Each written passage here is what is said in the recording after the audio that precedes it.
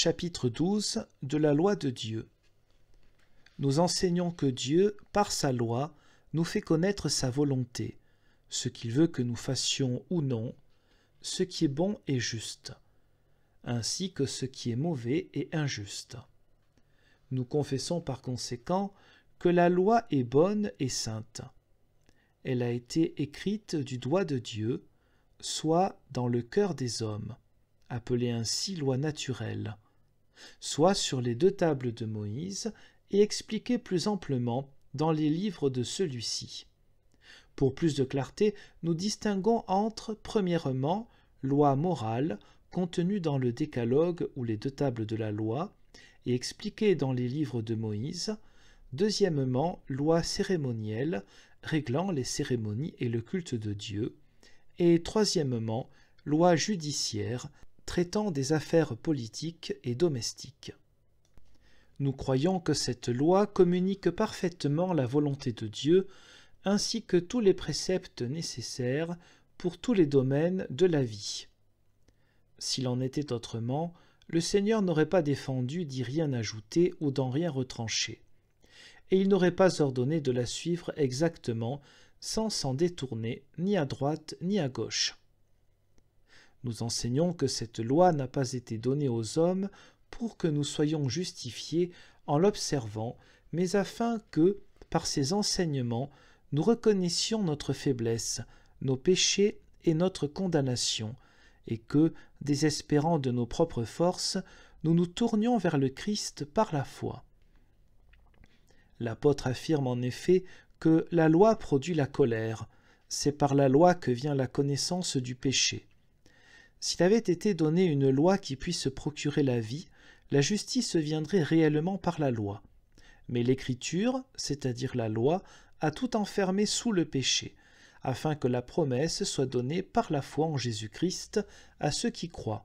Ainsi, la loi a été un précepteur pour nous conduire à Christ, afin que nous soyons justifiés par la foi. En effet, nul n'a jamais pu ni ne pourra jamais satisfaire à la loi de Dieu, ni l'accomplir, à cause de la faiblesse de notre chair, faiblesse qui demeure et qui s'attachera à nous jusqu'à notre dernier soupir. Toutefois, l'apôtre dit aussi « chose impossible à la loi, parce que la chair la rendait sans force ». Dieu, en envoyant à cause du péché son propre Fils, dans une chair semblable à celle du péché, a condamné le péché dans la chair. Le Christ est donc la perfection de la loi et l'accomplissement de celle-ci pour nous.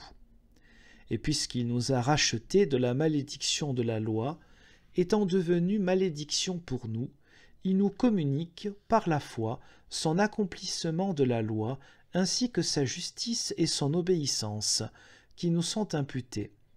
La loi de Dieu est donc abrogée, en ce qu'elle ne nous condamne plus et ne provoque plus en nous la colère de Dieu.